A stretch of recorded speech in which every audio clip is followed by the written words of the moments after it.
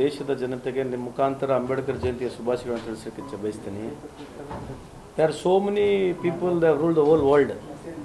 ಇಡೀ ಪ್ರಪಂಚದಲ್ಲಿ ರಾಜರು ಫ್ರಮ್ ರೋಮನ್ ಎಂಪೈರ್ಲಿಂದ ಇಲ್ಲಿವರೆಗೆ ಭಾಳಷ್ಟು ರಾಜ್ಯಗಳು ನಾವು ನೋಡಿದ್ದೀವಿ. ಎಲ್ಲರಿಗೆ ಜನರನ್ನು ಗುಲಾಮ್ ಮಾಡಿದ್ದಾರೆ. ಗುಲಾಮತೆಯಿಂದ ಒಬ್ಬ ಕಾಮನ್ ಮ್ಯಾನಿಗೆ ರಾಜ ಲೆವೆಲಿಗೆ ತಂದಿರತಕ್ಕಂಥದ್ದು, ಪ್ರಜಾಪ್ರಭುತ್ವ ವ್ಯವಸ್ಥೆ ಅರಿವನ್ನು ಕೊಟ್ಟಿರ್ತಕ್ಕಂಥದ್ದು ಈ ದೇಶದಲ್ಲಿ ಬಾಬಾ ಸಾಹೇಬ್ ಅಂಬೇಡ್ಕರ್ ಇದ್ದಾರೆ. ಅವ್ರ ಜಯಂತಿ ಇವತ್ತಿನ ಆಚರಣೆ ಮಾಡ್ತಾ ಇದ್ದೀವಿ. ಭಾಳ ಖುಷಿ ಆಗ್ತದೆ. ಆದರೆ ಇನ್ನೊಂದು ಏನಂತಂದ್ರೆ ಯುವ ಜನತೆಗೆ ಏನು ಅರ್ಥ ಮಾಡ್ಕೋಬೇಕು ಅಂತಂದರೆ, ಬಾಬಾ ಸಾಹೇಬ್ ಅಂಬೇಡ್ಕರ್ ಅವರು ಬರೀ ಕೇವಲ ಸಂವಿಧಾನ ಬರೆದಿರೋಂಥಕ್ಕಂಥದ್ದು ಅಷ್ಟೇ ಸೀಮಿತ ಇಲ್ಲ. ಇವತ್ತು ರುಪಿ ಡಿವ್ಯಾಲ್ಯೂಷನ್ ಬಗ್ಗೆ ಬರ್ತಾರೆ. ಅವರು ಲೇಬರ್ ಮಿನಿಸ್ಟ್ರಿದಾಗ ಮಾಡಿರ್ತಕ್ಕಂಥದ್ದು, ಲಾ ಮಿನಿಸ್ಟ್ರಿದಾಗ ಮಾಡಿರ್ತಕ್ಕಂಥದ್ದು ಕೇವಲ SC/ST ಮಾತ್ರ ಸೀಮಿತ ಇಲ್ಲ. ಬಾಬಾ ಸಾಹೇಬ್ ಅಂಬೇಡ್ಕರ್ ಅವರು ಆ ರೀತಿ ಪ್ರೊಜೆಕ್ಷನ್ ಮಾಡ್ತಾನೆ ಹೋಗಿದ್ದಾರೆ ಭಾಳ ವರ್ಷಗಳಿಂದ. ಇವತ್ತು ವಿಶೇಷವಾಗಿ ಹಿಂದೂ ಕೋಡ್ ಬಿಲ್ ಬಗ್ಗೆ ನಾನು ಭಾಳ ಸಲ ಮಾತನಾಡಿದ್ದೀನಿ. ಇವತ್ತು ನಿಮ್ಮ ಮುಖಾಂತರ ಮಾತನಾಡೋಕ್ಕೆ ಇಚ್ಛೆ ಬಯಸ್ತೀನಿ. ಹಿಂದೂ ಕೋಡ್ ಬಿಲ್ ಮುಖಾಂತರ ಈ ನಮ್ಮ ದೇಶದ ಹೆಣ್ಮಕ್ಳು, ದೇಶದ ಎಲ್ಲ ಹೆಣ್ಮಕ್ಳಿಗೆ ಇವತ್ತು ಪಿತ್ರಾರ್ಜಿತ ಆಸ್ತಿ, ಗಂಡನ ಆಸ್ತಿ, ನಮ್ಮ ತಾಯಿಗೆ, ನಿಮ್ಮ ತಾಯಿಗೆ, ನಮ್ಮ ಅಕ್ಕ ತಂಗಿಯಂದರಿಗೆ ಏನೇನು ಇವತ್ತು ಆಸ್ತಿಯಲ್ಲಿ ಪಾಲು ಸಿಗ್ತಾ ಇದ್ರೆ, ಹಕ್ಕು ಸಿಗ್ತಾ ಇದ್ರೆ ಅದು ಬಾಬಾ ಸಾಹೇಬ್ ಅಂಬೇಡ್ಕರ್ ಅವರ ಕೊಡುಗೆ. ಅವರು ಹಿಂದೂ ಕೋಡ್ ಬಿಲ್ ತಂದ ಸಂದರ್ಭದಲ್ಲಿ ಎಲ್ಲ ಪಾರ್ಟಿಗಳಲ್ಲಿ ಇನ್ಕ್ಲೂಡಿಂಗ್ ಕಾಂಗ್ರೆಸ್ ಪಾರ್ಟಿಯಲ್ಲಿ ಕೂಡ ಅಪೋಸಿಷನ್ ಇತ್ತು. ಯಾವತ್ತು ಹಿಂದೂ ಕೋಡ್ ಬಿಲ್ ಪಾಸ್ ಆಗೋದಿಲ್ಲ. ಅವ್ರು ರಾಜೀನಾಮೆ ಕೊಟ್ಟಿರ್ತಕ್ಕಂಥದ್ದು ಉದಾಹರಣೆ ಇನ್ನೂ ಇದೆ. ಅದನ್ನು ನೆನೆಸ್ಬೇಕು. ಅದಾದ ನಂತರ ನೆಹರೂರನ್ನು ಕೂಡ ನೆನೆಸ್ಬೇಕು. ಯಾಕಂದರೆ ಇಡೀ ದೇಶದಲ್ಲಿ ಅದರ ವಿರುದ್ಧವಾಗಿ ಹೋರಾಟ ಮಾಡಿದ್ರು ಕೂಡ ನೆಕ್ಸ್ಟು ಬರ್ತಕ್ಕಂಥ ಮ್ಯಾನಿಫೆಸ್ಟೋದಲ್ಲಿ ನೆಹರು ಸಾಹೇಬ್ರನ್ನ ಇಟ್ಕೊಂಡು 4 ಹಂತದಲ್ಲಿ ಇಂದು succession act, marriage act, adoption act, maintenance act ಅಂಥೇಳಿ 4 ಭಾಗದಲ್ಲಿ ಆ ಕೋಡ್ ಬಿಲ್ನ ಪಾಸ್ ಮಾಡಿ ಇವತ್ತು ನಮ್ಮ ಭಾರತ ಸತಿ ಸಿಸ್ಟಮ್ ಇತ್ತು, ಬೆಂಕಿಯಲ್ಲಿ ಎತ್ತಿ ತಲೆ ಬೋಳಿಸ್ತಕ್ಕಂಥ ವ್ಯವಸ್ಥೆಗಳಿಗೆಲ್ಲ ವಿರುದ್ಧವಾಗಿ. ಆಮೇಲೆ ವಿಮೆನ್ ಕಮಿಷನ್, ಇವತ್ತು ನ್ಯಾಷನಲ್ ವಿಮೆನ್ ಕಮಿಷನ್ ಆಗಬೇಕಾಗಿದ್ರೆ ಅವ್ರು ಮಾಡಿರ್ತಕ್ಕಂಥ ಡ್ರಾಫ್ಟ್ ಅವ್ರಲ್ಲಿನ ವಿಷನು. ಆಮೇಲೆ ಮೆಟರ್ನಿಟಿ ಲೀವು. ಇವತ್ತು ಹೆಣ್ಮಕ್ಕಳಿಗೆ ಭಾರತ ದೇಶದಲ್ಲಿ ಯಾರೇ ಭಾಳ ದೊಡ್ಡ ಪ್ರಮಾಣದಲ್ಲಿ ಅವರ ಪರವಾಗಿ ಹೋರಾಟ ಮಾಡಿರ್ತಕ್ಕಂಥ ಯಾವುದೇ ಒಂದು ವ್ಯಕ್ತಿ ಇದ್ದರೆ ಅದು ಬಾಬಾ ಸಾಹೇಬ್ ಅಂಬೇಡ್ಕರ್ ಅಂತ ತಮ್ಮ ಮುಖಾಂತರ ಹೇಳಲಿಕ್ಕೆ ಇಚ್ಛೆ ಬಯಸ್ತೇನೆ.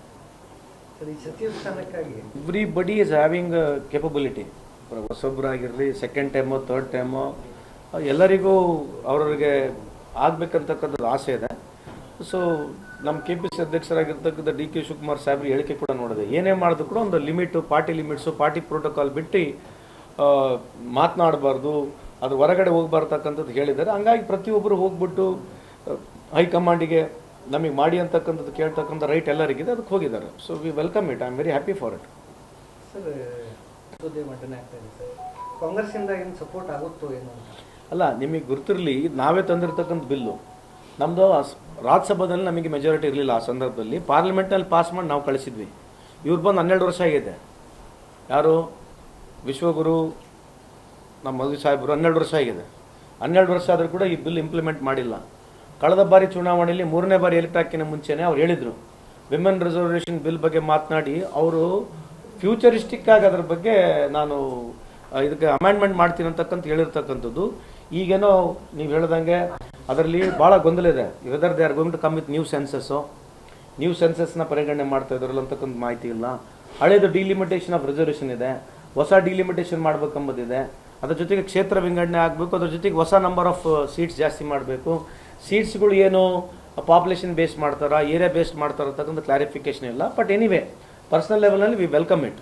ಬಟ್ ಸ್ಟಿಲ್ ಅದ್ರ ಬಗ್ಗೆ ಸಂಪೂರ್ಣ ಮಾಹಿತಿ ಅದು ಡಿಬೇಟ್ ಆದಾಗ ಗೊತ್ತಾಗುತ್ತೆ. ಮಹಿಳಾ ಮಸೂದೆ ಮಂಡನೆ ಮಾಡ್ಲಿಕ್ಕೆ ಹೋಗ್ತಾ ಇದಾರಲ್ಲ, ನಿಮ್ಮ ಪ್ರಕಾರ 50-50 ಆಗಬೇಕು ಅಥವಾ 40-60 ಆಗಬೇಕು? ಅಲ್ಲ, ಅದಿರೋದೇ 33% ರಿಸರ್ವೇಷನ್ ಇದೆ. ರಿಸರ್ವೇಷನ್ ಇರೋದೇ 33% ಇದೆ. ಇಟ್ ವಾಸ್ ಡಿಬೇಟೆಡ್ 33% ಆಗ್ಬೇಕಂತಕ್ಕಂಥದ್ದು ಬಿಲ್ ಇರ್ತಕ್ಕಂಥದ್ದು. I don't think it's more than beyond 33% as of now. I don't know. ಆಮೇಲೆ ಸೋನಿಯಾ ಗಾಂಧಿ ಇವರು ಯಾವ ಕಾಲಿಂಗ್ ಅಟೆನ್ಷನು ಡೈವರ್ಟ್ ಮಾಡಿದಾಗ ನಂಬರ್ 1 ಇವರು. ಈಗ ದೇಶ ಬೆಂಕಿ ತುರೇಕಲ್ಲಿಗೆ ಇವ್ರು ಹೋಗಿ ಅಲ್ಲಿ ಟೀ ಗಾರ್ಡನಲ್ಲಿ ಡ್ಯಾನ್ಸ್ ಮಾಡೋದು, ಇವ್ರದೇ ಒಂದು ಸೆಲ್ಫ್ ವಿಡಿಯೋ ಮಾಡ್ಕೊಂಡು ಮಾತಾಡೋದು ಇವೇನು ಹೊಸದಲ್ಲ ಈ ದೇಶಕ್ಕೆ. ಎಲ್ಲೋ ಒಂದು ಜಾಗದಲ್ಲಿ ಸ್ವಲ್ಪ ತರ್ಕಬದ್ಧವಾದಂಥ ಮಾತುಗಳು, ತರ್ಕಬದ್ಧವಾದಂಥ ವಿಚಾರಗಳು ಪ್ರಧಾನಮಂತ್ರಿಯವರು ಇನ್ನಾದರೂ ಕಾಲ ಮಿಂಚಿಲ್ಲ. ಅದ್ರ ಬಗ್ಗೆ ಆ ಥರದ್ದು ಯೋಚನೆ ಮಾಡಿ ಮಾತನಾಡಿದ್ರೆ ದೇಶಕ್ಕೆ ಅನುಕೂಲ ಆಗ್ತಕ್ಕಂಥದ್ದು ಒಂದು ನನ್ನ ವೈಯಕ್ತಿಕ ಅಭಿಪ್ರಾಯ. ಟ್ರಂಪ್ ಅವರು ಪೋಪ್ ಅವ್ರ ಮೇಲೆ ಈಗ ಆರೋಪ ಮಾಡ್ಕೊಂಡಿದ್ದಾರೆ.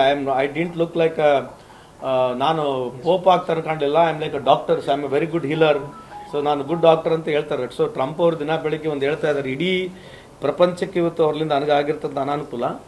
ಆಮೇಲೆ ನಾವು ಕೂಡ ಎಲ್ಲೋ ಒಂದು ಜಾಗದಲ್ಲಿ ನನಗೇನು ಭಾಳ ದೊಡ್ಡ ಎಕ್ಸ್ಪೀರಿಯನ್ಸ್ ಐತೆ ಅಂತ ಹೇಳಂಗಿಲ್ಲ. ಬಟ್ ಆದರೆ ರಾಜಕೀಯವಾಗಿ ನಮ್ಮ ನಿಲುವುಗಳು ನಾವು ಯಾವಾಗಲೂ ನಾನ್ ಅಲೈನ್ ಮೂಮೆಂಟ್ನಲ್ಲಿ ನಾವು ಇರ್ತಕ್ಕಂಥವ್ರು.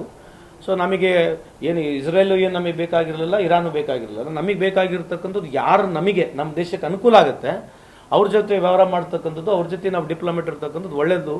ಬಟ್ ಈ ಸಂದರ್ಭದಲ್ಲಿ ನಾವು ನೇರವಾಗಿ ಹೋಗಿ ಇಸ್ರೇಲ್ ಜೊತೆ ಗುರುತಿಸ್ಕೊಂಡಿರ್ತಕ್ಕಂಥದ್ದು ಮೇಲ್ನೋಟದಲ್ಲಿ ಇದೇನೋ ಸರಿ ಇಲ್ಲ ಅಂತ ನನ್ನ ಅಭಿಪ್ರಾಯ.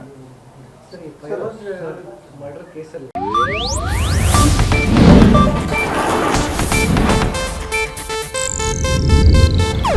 ಇದು ಏಷ್ಯಾನೆಟ್ ನ್ಯೂಸ್ ನೆಟ್ವರ್ಕ್ ಪ್ರಸ್ತುತಿ.